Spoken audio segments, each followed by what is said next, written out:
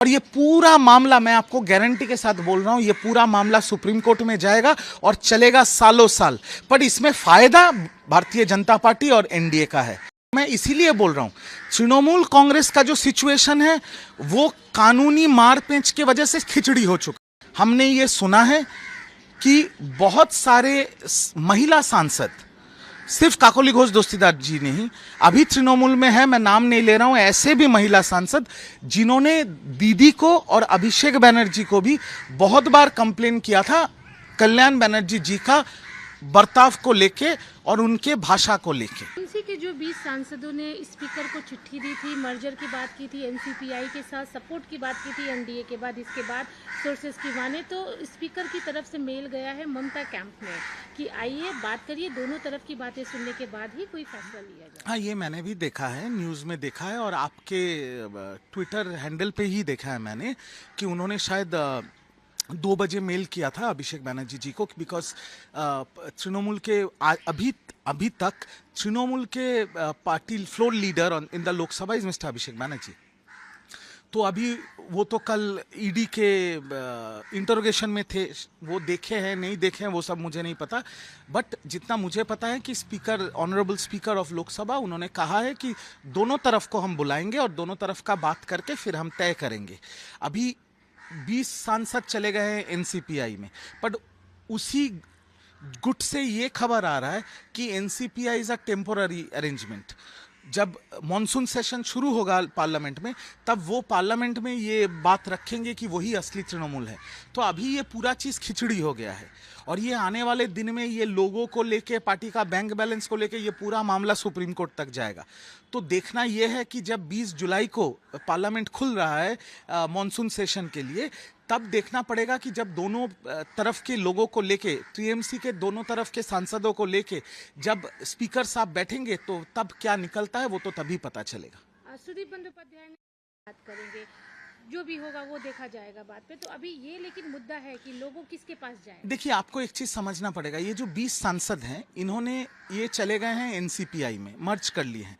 अब जब आप एक दूसरे पार्टी में मर्ज करते हैं, जितना मुझे खबर है और जितना मुझे बात करके कुछ सीनियर लॉयर्स से पता चला है, अगर आप किसी और पार्टी में चले जाते हैं तो आपको लोगों से आपको कोई मतलब ही नहीं है। पर यह भी सुनने में आ रहा है कि जब पार्लियामेंट सेशन खुलेगा तब ये जो गुट है, जो बागी गुट है, जो अभी एनसीपीआई में गए हैं, ये लोग पार्लियामेंट के फ्लोर पे स्पीकर साहब के सामने ये प्रस्ताव रखेंगे कि हम असली तृणमूल कांग्रेस है। अब स्पीकर साहब तय करेंगे। और रहा बात विधानसभा का, विधानसभा में जो 64-65 विधायक तृणमूल को छोड़ के बागी बने हैं, इन लोगों ने बोल दिया कि ये एनसीपीआई के साथ नहीं जा रहे हैं। तो फिर से मैं वही बोल रहा हूं कि ये पूरा बहुत कॉम्प्लिकेटेड कानूनी एक चीज हो चुका है और पूरा खिचड़ी हो चुका है। आने वाले दिन में लोकसभा के स्पीकर वो क्या बोलते हैं, वो क्या सिद्धांत पे आते हैं, और ये पूरा मामला, मैं आपको गारंटी के साथ बोल रहा हूं, ये पूरा मामला सुप्रीम कोर्ट में जाएगा और चलेगा सालों साल। पर इसमें फायदा भारतीय जनता पार्टी और एनडीए का है, क्योंकि ना इनको सांसदों को अपनी पार्टी में शामिल करने की जरूरत है और एनडीए को सपोर्ट भी मिल रहा है, क्योंकि भाजपा का टारगेट है 362 सीट, एनडीए का टारगेट है 362 सीट, क्योंकि बहुत महत्वपूर्ण बिल अभी आने वाले हैं पार्लियामेंट में, देश के हित में, देश के जनता के हित में, और वो पास कराना है। तो उसके लिए टारगेट है 362। तो भाजपा के लिए और एनडीए के लिए ये विन विन सिचुएशन है। और बाकी तृणमूल कांग्रेस के अंदर जो दो गुट बन चुके हैं, संसद में हो या विधानसभा में हो, ये सब मामला पूरा खिचड़ी हो चुका है, ये सब जाएगा कोर्ट तक। अभी बात करें अगर एनसीपीआई की तरफ से, जो भी इनके देख रहे हैं, उनको तो पहले ये पता ही नहीं था कि इस तरह का कुछ है। अभी वो राजी हुए कि ठीक है, अगर ये हित की बात है तो हम बैठ देंगे साथ। हाँ, तो क्योंकि एनसीपीआई का अगर आप इतिहास देखेंगे तो इनका हेड ऑफिस है हावड़ा में, बट ये त्रिपुरा का एक रजिस्टर्ड पार्टी है जो पहले से ही एनडीए के सपोर्टिव पार्टी है। तो पहला दिन शायद उनके पास इंफॉर्मेशन नहीं था, अभी सबने मान लिया इस चीज़ को। और मुझे जितना पता है कि एनसीपीआई के भी अभी लीडर बन गए हैं काकोली घोष दस्तीदार जी, जो हमारे सांसद हैं, तो एनडीए को तो सपोर्ट मिल रहा है। तो मैं इसीलिए बोल रहा हूं, तृणमूल कांग्रेस का जो सिचुएशन है वो कानूनी मारपेंच की वजह से खिचड़ी हो चुका है, ये सुप्रीम कोर्ट तक जाएगा। और लोकसभा के स्पीकर क्या बोलेंगे ये देखना है पूरा देश को। बाकी एनडीए और भाजपा के लिए विन विन सिचुएशन है, उनको सपोर्ट भी मिल रहा है और उनका बिल पास कराने में उनको आसानी होगी। काकोली घोष दस्तीदार की जो बात कर रहे थे डिमांड की है उन्होंने। हाँ, वो मैंने भी सुबह ट्वीट किया है, आपके एजेंसी से ही मैंने देखा है। देखिए, बात यह है कि बहुत बार हमने ये सुना है कि बहुत सारे महिला सांसद, सिर्फ काकोली घोष दस्तीदार जी नहीं, अभी तृणमूल में है, मैं नाम नहीं ले रहा हूं, ऐसे भी महिला सांसद जिन्होंने दीदी को और अभिषेक बनर्जी को भी बहुत बार कंप्लेन किया था कल्याण बनर्जी जी का बर्ताव को लेके और उनके भाषा को लेके पार्टी के अंदर में। और ये मैं पार्टी के इनसाइडर की तरह से मैं बोल रहा हूं, कभी कंप्लेन वगैरह नहीं हुआ है, सबने चेयरपर्सन को कंप्लेन किया था और अभिषेक बनर्जी जी को कंप्लेन किया था, जो पार्टी के अंदर सिमट गई बात है। पर अब काकोली जी ने ऑफिशियल लेटर दिया है लोकसभा के स्पीकर को, अब लोकसभा के स्पीकर इसके ऊपर छानबीन करेंगे और अगर इसमें सच्चाई निकलती है, जो जो बातें लिखी गई हैं उसमें कुछ तो सच्चाई है ही, ये मुझे भी पता है, उसके बाद स्पीकर क्या सिद्धांत लेते हैं वो तो माननीय स्पीकर के ऊपर है। ममता बनर्जी जब मुख्यमंत्री थी था, लेकिन कल देखा गया कुणाल घोष उन्हीं के पार्टी के तृणमूल के विधायक है, जब वो वहां से निकल रहे थे एक स्थानीय लड़के ने उनके सिर पर अंडा मारा। बड़ी बात है, उन्होंने कंप्लेन भी की है, प्लस ये भी बोला जा रहा है कि हम खतरे में हैं क्योंकि कोई भी इस तरह का कर रहा है। एक अंडा टेंडेंसी जो शुरू की गई है उसकी वजह शुभेंदु अधिकारी है। देखिए, मैं एक चीज साफ साफ आपको कहना चाहता हूं, कल जो कुणाल घोष के साथ जो वाकया हुआ इसका मैं कठोर तरीके से निंदा करता हूं। कुणाल घोष व्यक्ति फैक्टर नहीं है। भूतपूर्व मुख्यमंत्री Mamata Banerjee is a Z category protectee. उनके घर में तृणमूल कांग्रेस के एक जीते हुए विधायक, जो आज भी विधायक हैं, वो पार्टी के मीटिंग में जाते हैं और उनके घर के बाहर मीडिया को बाइट देने के टाइम उनके ऊपर यह हमला होता है। ये सिर्फ फिजिकल अटैक नहीं है, ये एक मेंटल अटैक भी है। मैं ये मानता हूं कि बंगाल के मुख्यमंत्री शुभेंदु अधिकारी और बंगाल के भाजपा के जो अध्यक्ष हैं समीक भट्टाचार्य इसका समर्थन नहीं करते हैं, पर ये जो ट्रेंड चालू हुआ है ये बहुत गलत चीज है, क्योंकि ये जो प्रेसिडेंट सेट हो रहा है ना, यहां पर एक फ्रैंकेनस्टाइन तैयार हो रहा है। 34 साल के बाद लेफ्ट भी चला गया था, 15 साल के बाद तृणमूल चला गया, अगले 15, 20, 25 साल के बाद कभी ना कभी भाजपा जाएगा। अगर ये बेंचमार्क सेट होता है, लोकतांत्रिक राजनीति में ये सब का कोई जगह नहीं है। अगर आपको कुणाल घोष पसंद नहीं है, वो लड़का का भी मैंने बाइट देखा, उसने बोला इन्होंने बहुत अत्याचार किया, ये वो फलाना।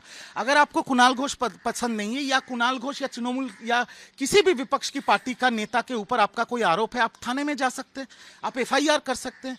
ये जो हो रहा है ना, ये अंडा फेंकने वाला चीज, ये लोकतांत्रिक राजनीति का हिस्सा कभी नहीं हो सकता, क्योंकि ये आने वाले दिन में ये प्रेसिडेंस अगर रह जाएगा ना, तो इसका और गंदा रूप आगे सामने आएगा। मुझे विश्वास है कि बीजेपी इसका समर्थन नहीं करती है, और आपके चैनल के माध्यम से मैं बंगाल के मुख्यमंत्री शुभेंदु अधिकारी जी और बंगाल के भाजपा के अध्यक्ष समीक भट्टाचार्य जी को ये निवेदन करूंगा और अनुरोध करूंगा कि इसके ऊपर कठोर से कठोर कार्रवाई की जाए। ये अंडा वाला जो फेंकने वाला जो नाटक अभी बंगाल में शुरू हुआ है, ये बंद होना चाहिए, क्योंकि पुलिस प्रशासन सामने खड़ी रहती है पर एक्शन नहीं लेती है।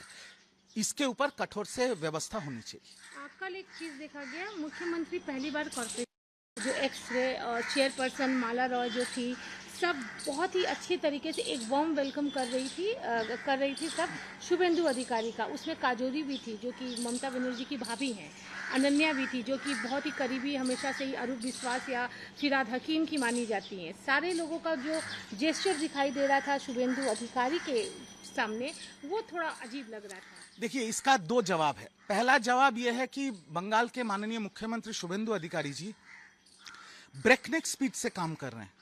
उन्होंने 1.5 महीना में बंगाल में जो डेवलपमेंट का काम किया है वो पिछले 10 साल में नहीं हुआ है।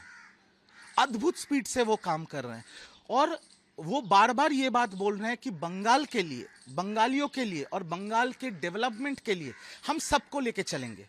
ये तो फैक्ट है कि तृणमूल जमाने में विपक्ष के किसी नेताओं को बुलाया नहीं जाता था। बंगाल के नए मुख्यमंत्री शुभेंदु अधिकारी जी तो सबको बुला रहे हैं, और वो यही बोल रहे हैं कि बंगाल के स्वार्थ में, बंगाल के भले के लिए हम सबको लेके चलेंगे। तो it is a fantastic gesture, बहुत अच्छा वो काम कर रहे हैं, इसको लेके मैं कुछ नहीं बोल सकता। अद्भुत काम कर रहे हैं और मैं सैल्यूट करता हूं उनको इसके लिए। बाकी आपने जो पूछा तृणमूल कांग्रेस के काउंसिलर लोगों का जो हाव भाव था, तो चार्ल्स डार्विन का एक इवोल्यूशन का थ्योरी है, सर्वाइवल ऑफ फिटेस्ट। इनके लिए अभी सर्वाइवल का सवाल है।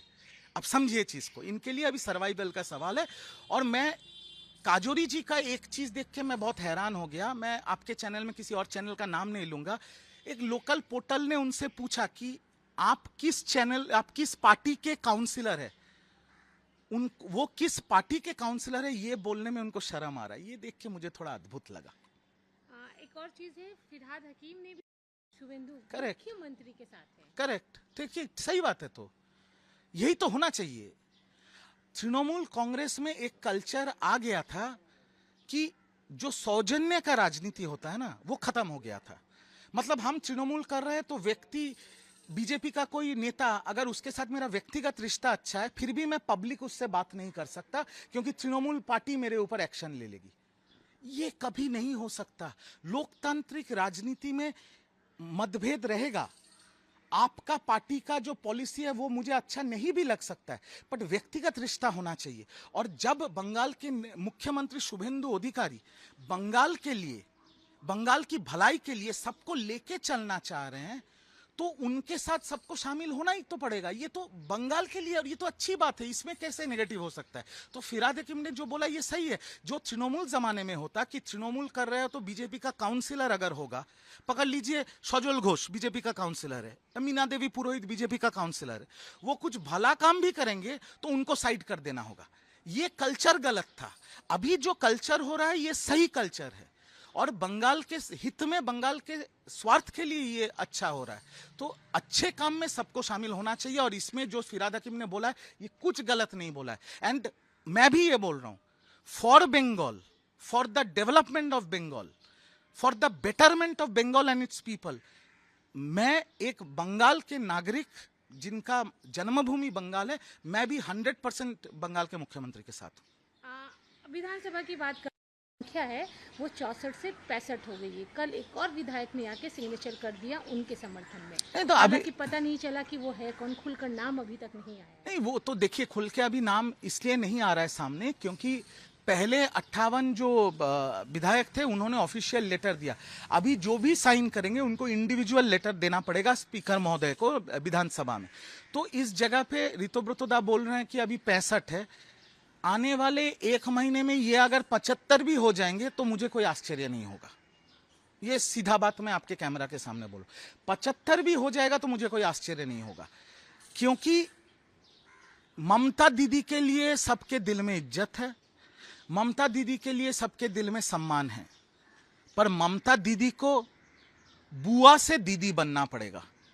जब तक वो बुआ रहेंगे और भतीजे के प्यार में उनका आंख बंद रहेगा, तब तक मेरा बहुत तृणमूल के वरिष्ठ नेताओं के साथ बात हुआ है, तब तक कोई तृणमूल नहीं करेगा, तृणमूल के साथ नहीं रहेगा। जिस पहले दीदी बुआ से वापस दीदी बन जाए, बहुत लोगों का समर्थन उनके साथ रहेगा।